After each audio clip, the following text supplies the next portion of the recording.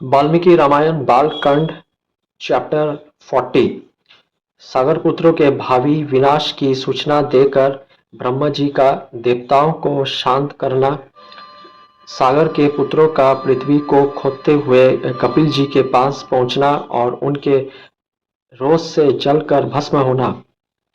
देवताओं की बात सुनकर भगवान ब्रह्मा जी ने कितने ही प्राणियों का अंत करने वाले सागर पुत्रों के बल से मोहित एवं भयभीत हुए उन देवताओं से इस प्रकार कहा। देवगण, ये सारी पृथ्वी जिन भगवान वासुदेव की वस्तु है तथा जिन भगवान लक्ष्मी पति की ये रानी है, वे ही सर्वशक्तिमान भगवान श्री हरि कपिल मुनि का रूप धारण करके निरंतर इस पृथ्वी को धारण करते हैं। उनकी क्रोधगिरी से ये सारे राजकुमार जलकर भस्म हो जाएंगे।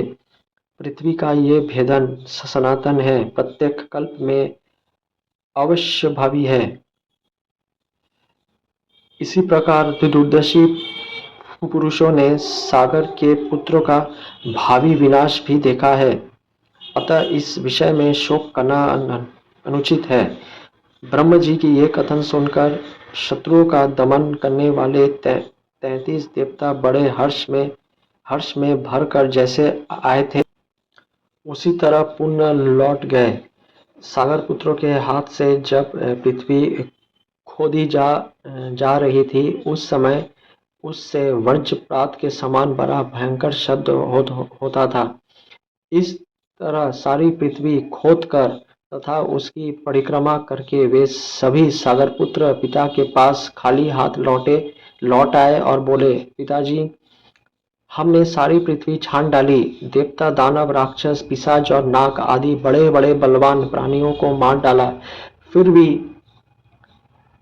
हमें ना तो कहीं घोड़ा दिखाई दिया और ना घोड़े को चुराने वाला।